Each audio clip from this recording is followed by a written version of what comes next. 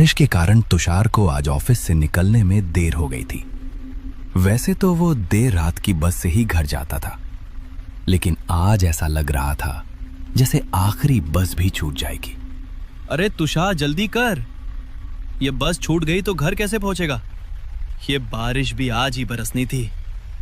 वो bus stop की ओर दौड़ता भागता गलियों से गुजर रहा था और उसकी बस उसकी आंखों के सामने आगे बढ़ रही थी। बस ने रफ्तार पकड़ने से पहले वो बस में चढ़ गया। रोजमर्रा की जिंदगी की भागदौड़ कभी कभी कितनी भारी हो जाती है, ये उसे ऐसे ही पलों में समझ आता था। दरवाजे पर खड़े होकर कुछ देर हांफने के बाद वो अपनी हमेशा वाली खिड़की के पास की कोने वाली सीट पर जा बैठा। बाहर बारिश हो रही थी। बारिश में ऐसी ठंडी हवा और बारिश की बूंदें उसकी आत्मा को सुकून दे रही थीं। बिजली चमक रही थी और बादल अचानक जोर से गरज रहे थे। बस पकड़ने से पहले पूरी बस खाली थी। आखिरी सीटों पर सिर्फ तुषार ही था। शायद बारिश की वजह से लोग जल्दी निकल गए होंगे, जिससे बस खाली थी। कितना थक गया हूँ आज। ये बारिश, ये भाग दौड़, बस थोड़ा आंखें बंद कर लूँ, आराम मिलेगा। कुछ देर बैठने के बाद तुषार को नींद आ गई।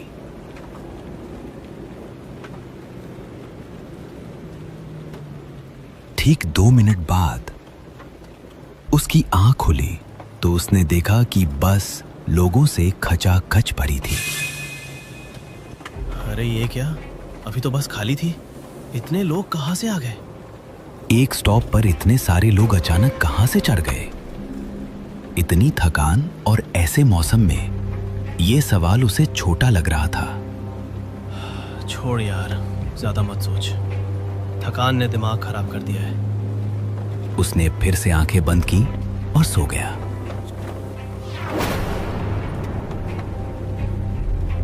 सफर के दौरान जब उसकी आंख दोबारा खुली तो बस फिर से पूरी तरह खाली थी। ये क्या हो रहा है? अभी तो बस भरी थी, कोई स्टॉप भी नहीं आया, फिर ये लोग कहाँ गायब हो गए? कुछ समझ नहीं आ रहा। बीच में कोई स्टॉप भी नहीं आया था तो वो भीड़ कहाँ गई? इसी सोच में डूबा हुआ तुषार को अचानक बीड़ी की तीखी महक महसूस हुई। एक धुएं का गुबार उसकी आंखों के सामने तैर रहा था, जैसे कोई रहस्य हवा में घुल रहा हो। उसने नजर घुमाई तो देखा उसके बाजू वाली सीट पर एक बूढ़ा आदमी बीड़ी पी रहा था। उसका चेहरा झुर्रियों से भरा था और उसकी आंखें ऐसी थीं मानो रात के सन्नाटे को चीर रही हों। अरे अभी तो ये बस लोगों से भरी थी, अचानक सब कहाँ गायब हो गए? ये कैसे हो सकता है? 30 साल बेटा, 30 साल से मैं हर रात इसी बस में सफर करता हूँ। आधी रात के बाद इस बस में कोई इंसान चढ़ने की हिम्मत नहीं करता। भाई साहब, आप भी ना इतने यकीन से कैसे कह सकते हैं? ये तो बस बारिश और थकान का असर होगा, कुछ नहीं।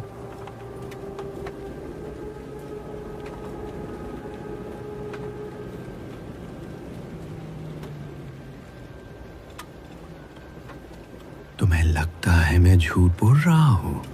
1 साल पहले इसी स्टॉप पर इसी बस में मैं चढ़ा था, जिस स्टॉप पर अभी बस रुकी थी। उस रात कुछ ऐसा हुआ जो मेरे दिमाग में आज भी चक्कर काटता है। बूढ़े की आवाज में एक अजीब सी ठंडक थी, जैसे वो कोई पुराना रहस्य खोलने वाला हो। उसने अपनी बीड़ी को एक तरफ रखा और तुषार की ओर झुककर बोलना शुरू किया। उस रात बारिश वैसी ही थी जैसी आज है, बस खाली थी सिवाय मेरे। मैं खिड़की के पास बैठा था जब अचानक मुझे लगा कि कोई मुझे देख रहा है। मैंने पलट कर देखा तो एक आदमी सामने की सीट पर बैठा था। उसका चेहरा अजीब था, उसकी आंखें खाली थी जैसे उनमें जिंदगी ना हो।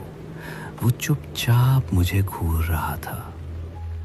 मैंने कुछ कहना चाहा पर मेरी आवाज़ गले में अटक गई। अचानक उसने अपनी उंगली मेरी ओर उठाई और फुसफुसाया, तू यहाँ नहीं होना चाहिए। अगले ही पल वो गायब हो गया, जैसे हवा में मिल गया। अरे बाबा, ये तो कोई पुरानी कहानी लग रही है। शायद आपने कोई सपना देख लिया हो। नींद में ऐसा लगता है कभी कभी। सपना? बेटा, मैंने उस रात के बाद कई रातें जाग कर बिताई। उस आदमी की आवाज मेरे कानों में आज भी गूंजती है। और सुन, उस रात बस रुकी भी नहीं थी, फिर भी वो गायब हो गया। लोग कहते हैं इस बस में आधी रात के बाद कुछ ऐसा घूमता है जो ना इंसान है। तुषार ने बूढ़े की बात को हल्के में लिया। उसका दिमाग थकान और बारिश की वजह से होने वाली उलझन पर टिका था। ये सब बकवास है, उसने खुद से कहा। बूढ़े लोग ऐसी कहानियां बनाते रहते हैं। फिर भी कहीं ना कहीं उसकी बातों ने तुषार के मन में एक अजीब सी बेचैनी जगा दी थी। चलो तुषार, ज्यादा मत सोच। ये सब बस की सवारी और बारिश का नशा है। अभी घर पहुंच सो जा, सब ठीक हो जाएगा। बूढ़े की रहस्यमयी बातों को सुनकर तुषार का दिमाग भटक गया। उसकी थकान ने उसे फिर से नींद की आगोश में खींच लिया। वो एक जगह सिर टिकाकर सो गया।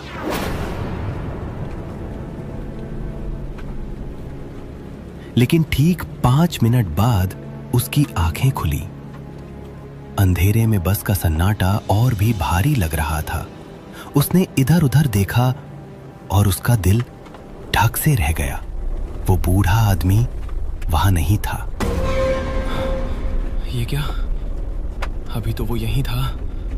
बीड़ी का धुआं, उसकी आवाज, कहाँ गायब हो गया?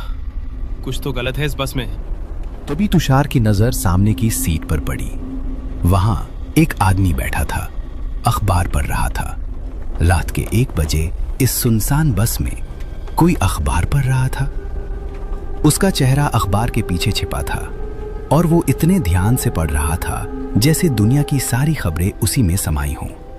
तुषार की सांसें तेज हो गईं। भाई साहब, आप कौन हैं? इतनी रात को अखबार? उस आदमी ने कोई जवाब नहीं दिया। तुषार ने खिड़की के बाहर देखने की कोशिश की, लेकिन बारिश की बूंदें और बिजली की चमक ने उसे और बेचैन कर दिया। उसने फिर से उस आदमी की ओर देखा और तभी उसने अखबार नीचे करना शुरू किया।